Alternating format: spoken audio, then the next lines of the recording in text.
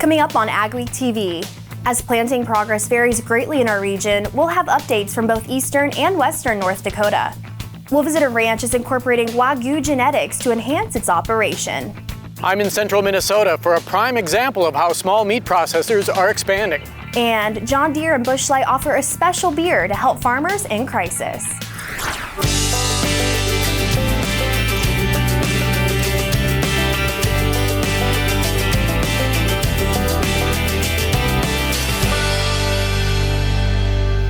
Welcome to AGWEEK TV. I'm Emily Beal. Planting continues to lag for some crops around the region, but the latest USDA planting progress report shows many are catching up. As you can see by this video, reporter Mikkel Pate shot near New Salem in western North Dakota. Weather allowed many farmers to make good progress over the last week. At least 5 days were suitable for field work in northern plains states, according to the latest USDA crop progress release. In North Dakota, spring wheat seeding was at 59%, up 27% from the previous week, but still 32% below average. Minnesota sits even worse, 43% behind its 5-year average. Corn planting nationally is right at average with a good week of catch-up. South Dakota, Minnesota, and Iowa are all doing well. North Dakota is up 36% from the previous week, but the 56% number is still way behind average pace for this time of year for corn.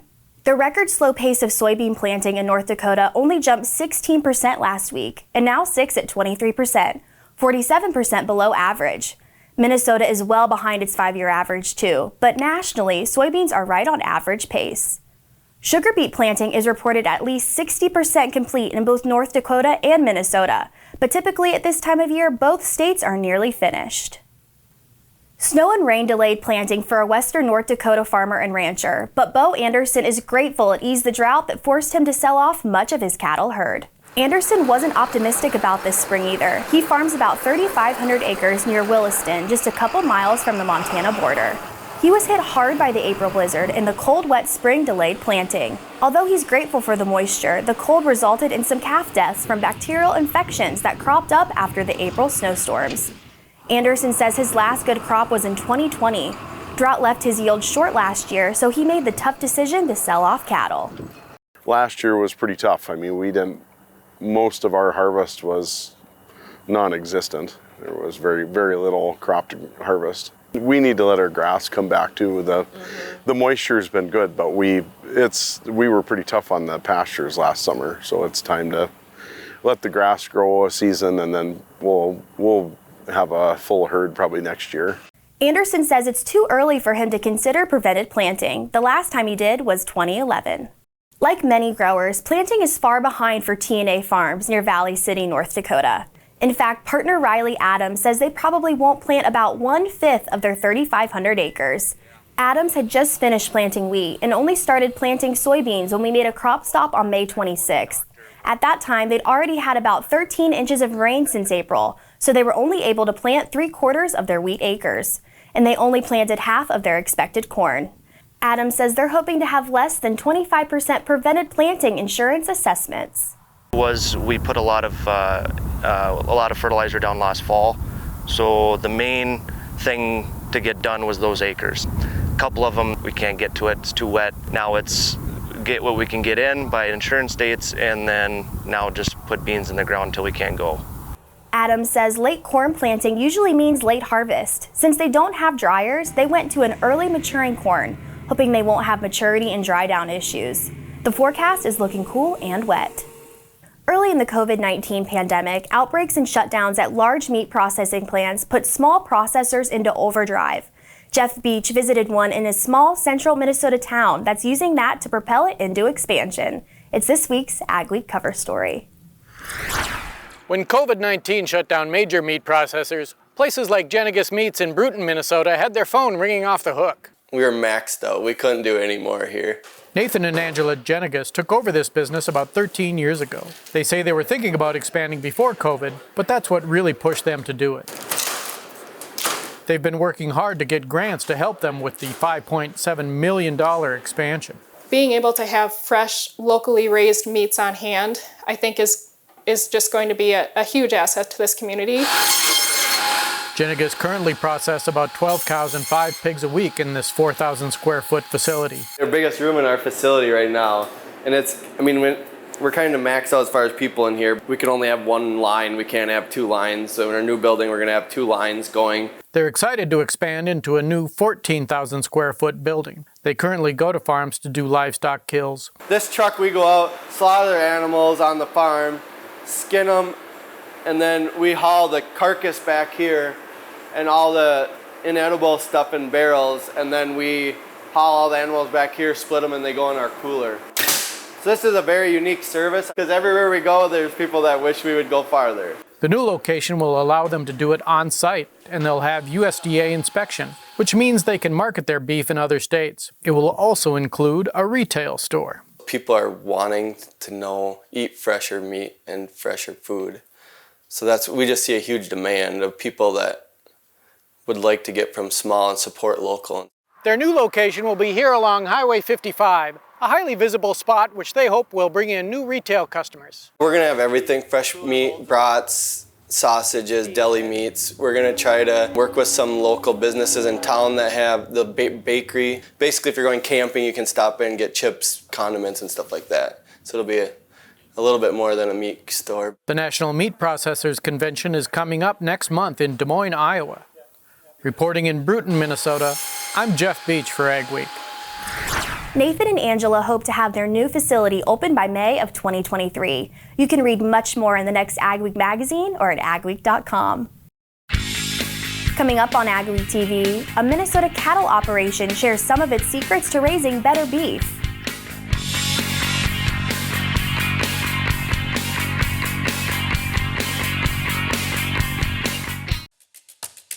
All right, here's the free gift I got for opening up a checking account. Let's see what I got. Okay guys, so I got this portable DVD player. Yeah, I'm not sure why my bank would give me a tiny waffle maker. So it's a tumbler, but it doesn't fit in any of my cup holders. I wasn't even sure they still made these. Is it for kids? Is this for kids? Don't fall for the free gift. Find a bank that cares about what you really need. Cornerstone Bank.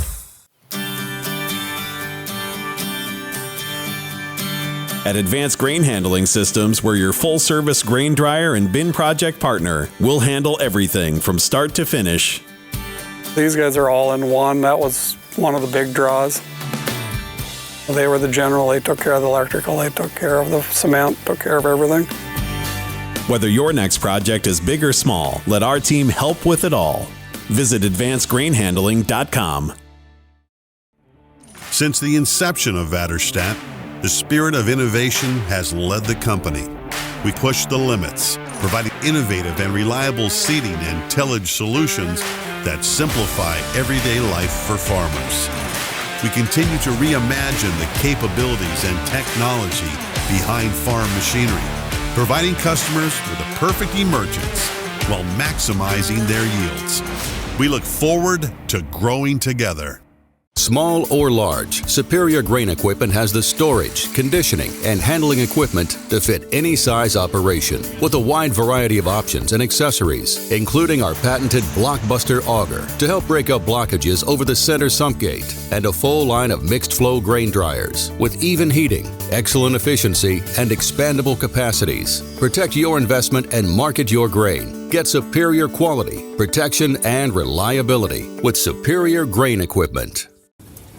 You can get the field results you want in varying conditions with the flexibility of the Summers VRT Renegade, featuring on-the-fly blade angle adjustment from 0 to 19 degrees. And if you want the simplicity of a super coulter with the ability to move a little dirt, you'll love the all-new Summers Super Coulter Samurai.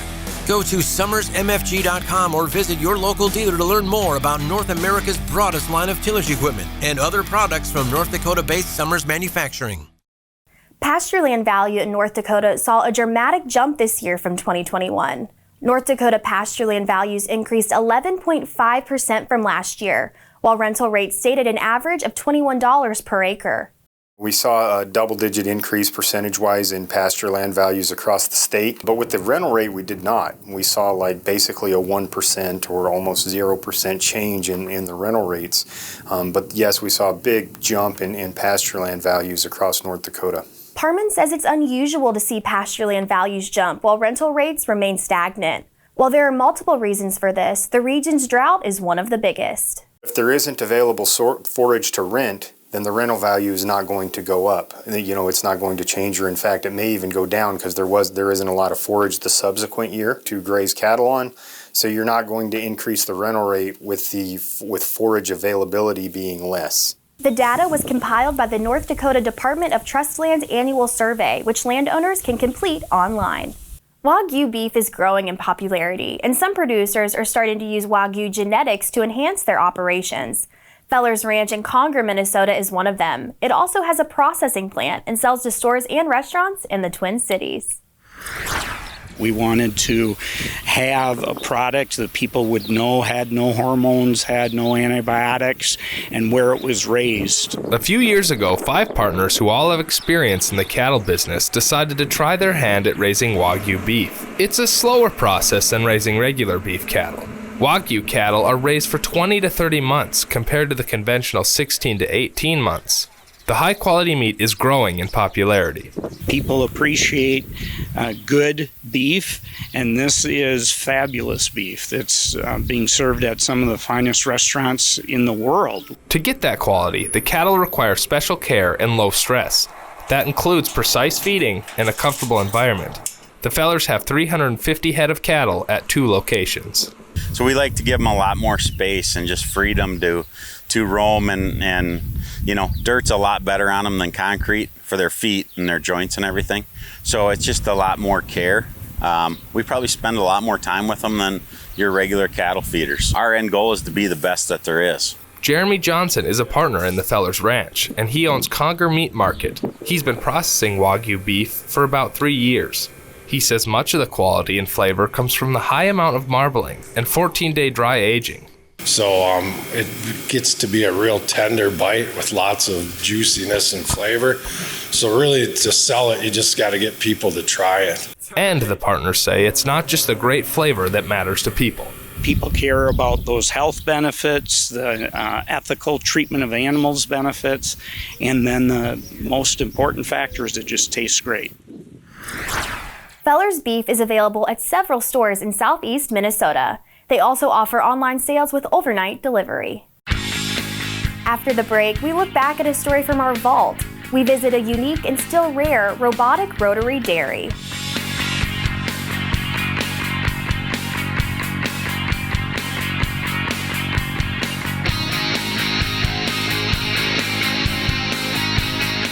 Small or large, Superior Grain Equipment has the storage, conditioning, and handling equipment to fit any size operation, with a wide variety of options and accessories, including our patented Blockbuster auger to help break up blockages over the center sump gate, and a full line of mixed flow grain dryers with even heating, excellent efficiency, and expandable capacities. Protect your investment and market your grain. Get superior quality, protection, and reliability with Superior Grain Equipment.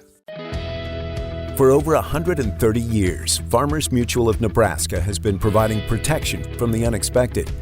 Farmers and ranchers choose Farmers Mutual insurance coverage for their industry experience, prompt claim service, and unmatched financial strength. Experience an insurance plan that's customized for your operation. Visit fmne.com to contact an agent for a quote today. Farmers Mutual of Nebraska, always alongside you. At Gateway Building Systems, we provide unmatched service to all of our customers.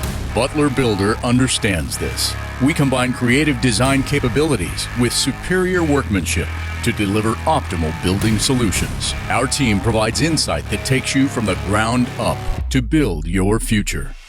Gateway Building Systems and Butler Buildings are designed for strength, durability, and longevity. We are here to build your project and maintain it for the next generation.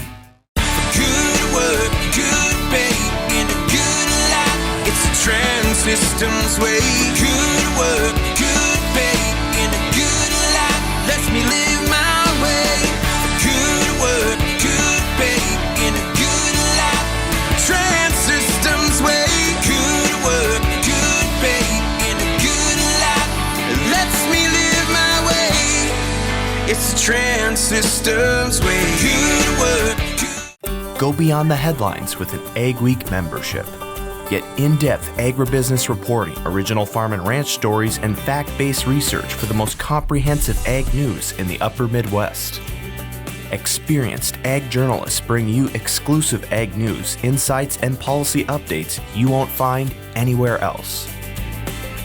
Become a member today and get unlimited access to AGWEEK and AGWEEK TV.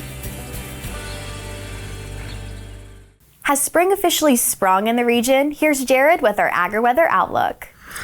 I'm Storm Tracker meteorologist Jared Piepenberg, and we're going to take a look at what's going on here as we head into the rest of June, and it is looking a little cool for the northern plains and upper Midwest. That's kind of the general outlook here as we head at least in the next couple of weeks. We're going to take a look at the precipitation outlook for the lower 48, see who could likely see a little bit more rain than others since it has been pretty wet here, or just very wet for some of us this spring. We'll take a look at the drought monitor. It's still looking quite dry across the desert southwest in the western half of the lower 48. First off, though, we're going to jump in the upper atmosphere and take a look at our general flow pattern here as we head throughout the next week. To start off, it's going to be mainly zonal, just meaning it's going from west to east, almost straight across the lower 48 here, up across the states bordering with Canada. There will be a few disturbances, bringing some showers, some thunderstorms out there, but the first half of the work week kind of looking to stay fairly quiet for us. Things change up toward the end of this first week here, as we'll start to see a dip in the upper atmosphere kind of along the Great Lakes there. That'll likely bring a little cooler temperatures and some precipitation along the way. As the ridge starts to build across the west coast, expect some warm temperatures, if not hot, and some dry conditions to persist there. There is a wave that'll likely be just kind of sitting off the Pacific Northwest that could keep some temperatures a little cooler for some across the Pacific Northwest, maybe a little wetter at times as well. Drought monitor, well, with all the wet weather we've had here in parts of North Dakota, Minnesota, the northern plains, some actually looking pretty good. Just a few dry spots there for Minnesota, Wisconsin, Iowa. As you head down into South Dakota, Nebraska, and farther down toward the south and west, that's when you get into the worst drought conditions out there, and still some areas showing extreme and exceptional drought across the southwest. And you notice that it's just mainly the lower half, or the western half of the lower 48. So this first week of June here, looking to stay fairly dry across the west. Still some precipitation in parts of the central plains, and farther off toward the east coast is where it will likely be a little wetter. Up in the northern plains, upper Midwest, kind of near normal for some of us here for that first week. And our 6 to 10 days outlook is just going to stay cool here. Notice that's kind of a bullseye across the northern plains and upper Midwest, staying warmer down in the southwest. Precipitation as we go into next week, near normal for most of the northern plains and upper Midwest. Parts of the Great Lakes will likely have a little wetter weather there. So this is looking a little better if you are hoping for a little drier spell for us, since it has been so wet recently. And temperature outlook, as I mentioned, staying a little cooler here in our area and parts of the northern plains, upper Midwest, the Great Lakes states there, just staying below average here into next week, and still warm in the southwest. That's how it's shaping up for the first couple of weeks. And just the month of June in general, looking to stay cooler across the northern plains and upper Midwest. So similar trend here for the next months away. We're seeing things, the states farther down toward the south, likely will be a little bit warmer in the days ahead, but just brace yourselves for a little cooler June in this forecast. Auctionblock.com. First with online equipment auctions in 1999. First in worldwide registered users. Auctionblock.com. Online farm, construction, and transportation equipment auctions every Wednesday. Sell with the leader. Call Auction Block today, 218-483-7880, or visit us online at auctionblock.com.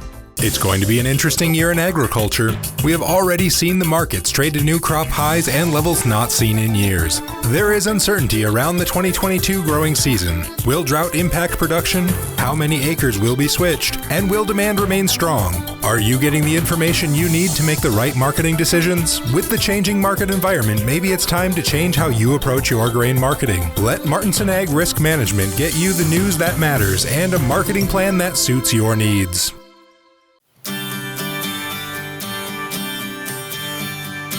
At Advanced Grain Handling Systems, we're your full-service grain dryer and bin project partner. We'll handle everything from start to finish. These guys are all in one. That was one of the big draws. They were the general. They took care of the electrical. They took care of the cement, took care of everything.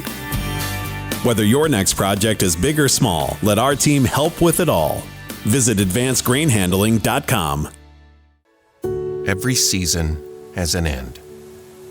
After spending your whole life building something, it can be hard to move on to your next stage in life. But when that time comes, you deserve to have someone you trust guide you through the process.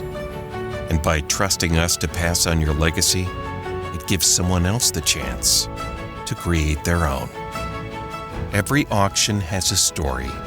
Let us share yours. Dynaflow is the ultimate high-volume water management pump. Whether you're experiencing flooding, emptying sloughs, transferring ponds, or working on irrigation, the Dynaflow pump works in as little as 18 inches of water and is designed to move 3,000 gallons per minute. The Dynaflow lift pump is the perfect upgrade to your drain tile system. Using line shaft turbine pump technology, these pumps are made to last while operating efficiently. Dynaflow drain tile pumps can move up to 1,500 gallons per minute, up to 3,400 feet away. There are more than 35,000 robotic milking systems on dairy farms throughout the world. Less than 50 of those are robotic rotary dairies. In this story from the AGWEEK vault, Mikkel Pates visited one of those in Lisbon, North Dakota. At the time it was installed in 2018, it was only the second of its kind in the U.S. and just the fourth in North America.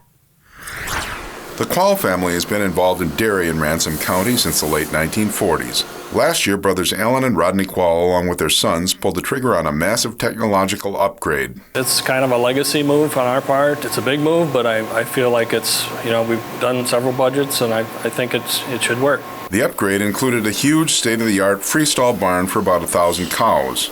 Neck tags constantly monitor how much each cow moves and eats. 2 indoor weather stations control nearly 100 fans that generate a 6-mile-per-hour wind at the middle of the barn. When it's running properly, it's air exchanging the whole building in a minute and a half. The 320 by 365-foot barn also features robotic feed pushers and alley scrapers.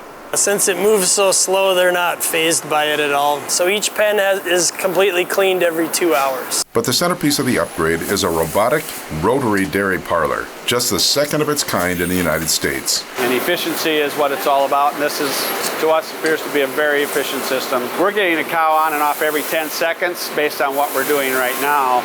The robotic rotary, which has 60 stalls, makes a full rotation every 9 minutes and can milk up to 250 cows an hour, twice a day. Almost 90% were getting on by themselves within 4 milkings. And now they're milking each pen in about 45 minutes. Within 4 milkings, we're down to almost full speed. When the cow comes in, it identifies her here with her neck transponder, so the operator can come in and take a look at this screen and know what's happening in the rotary for each cow that's on here. Once in a stall, the robots go to work. In the front of each one of these arms, there's a 3D digital camera that views the teats of the cow hanging down from the udder. It remembers what the height is each time that cow comes in. A pleasant surprise how well it attaches on cows that might not have a perfect udder. So it'll never over milk a teat because they're all coming off individually off the cow. So your udder health is excellent. As she is milking out, the color of that piece of that pie with her number on changes color to that darker green as she reaches her average. Most cows are finished milking in 5 to 6 minutes. It turns to this gray color once she's totally done. A standard rotary parlor this size would require 4 employees. The robotic parlor only needs 1. It's such a labor-intensive occupation. With a shortage of labor, this is just something that looked very promising for the future. There's so many different opportunities and flexibility to what we're doing milking cows now because of this parlor that's been a real huge benefit. The operation produces more than 10,000 gallons of milk every day. In Lisbon, North Dakota, this is Mikkel Pates for AGWEEK. The Quals can milk 1,100 cows in 5.5 hours with only 2 or 3 people. Still ahead on AGWEEK TV, how beer is helping farmers this summer.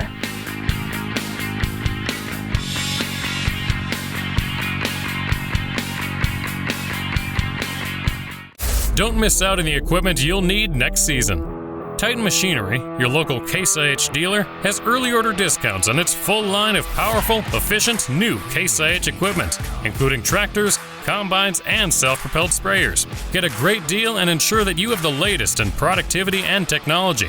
Supply chains are tight, Contact your Titan Machinery dealership today and find out how much you can save by ordering ahead. Titan Machinery, your local Case IH equipment experts. Every season has an end. After spending your whole life building something, it can be hard to move on to your next stage in life. But when that time comes, you deserve to have someone you trust guide you through the process. And by trusting us to pass on your legacy, it gives someone else the chance to create their own. Every auction has a story. Let us share yours. Attention farmers and farming communities. The herbicide paraquat has been linked to Parkinson's disease. Paraquat, also known as Gromoxone, is still being used in the U.S. on corn, soy, and wheat crops and puts farm workers in danger. Producers across the country have filed lawsuits claiming that paraquat caused their Parkinson's disease and that the manufacturer failed to warn about the chemical's risk of neurological damage. If you or a loved one was diagnosed with Parkinson's after direct or indirect exposure to paraquat, call or visit solberglaw.com. The team at North Star Ag is committed to quality and committed to you. We're not just a full-service dealer, we're farmers too, so we know you need the best machinery and services that'll keep you going all season long. We have the largest equipment inventory in the upper Midwest with a well-equipped parts and service department. So whether you need machinery tomorrow or parts today, stop in and experience what North Star Ag can offer on our website at northstar-ag.com or give us a call at 701-361-4790. For AGWEEK, this is Mikkel Pates at Watertown, South Dakota. We'll look at the positive impacts that dairy can have on the community. A Minnesota couple has put a grain bin to a new use. Spoiler alert, it's not grain. This elaborate system of tubing with the downhill slope is how Maplewood State Park gathers sap to make syrup. Thanks for watching AGWEEK TV. Remember, for all your ag news, go to agweek.com and follow us on Facebook, Twitter, and Instagram. John Deere and Busch Light are teaming up to offer a special beer to help American farmers in crisis. The For the Farmers can, which features the John Deere logo and farming equipment on the can, is being sold at both local and national retailers. Busch Light will donate $1 to Farm Rescue for every case sold up to $100,000. John Deere will match Busch Light's donation. Each of these companies has been very helpful and supportive of our efforts over the years individually, and so for them to kind of come together to further that mission and allow us to help more families in need is something that we're just extremely excited about, and looking forward to having that opportunity to extend that helping hand to so many more farm families in crisis. You can buy a 24 or 30 pack of the For the Farmers can until July 3rd. Stories you'll only see on agweek.com and in AgWeek magazine this week. Hear from sugar beet companies about their expectations for the upcoming growing season. And Eunice Beal is the new state committee chair for FSA in Minnesota, the latest in a long line of ag-related posts for the Southeast Minnesota farmer. We appreciate you watching AgWeek TV. Remember to check us out daily on Facebook, Twitter, and Instagram to keep up on all your ag news. Have a great week.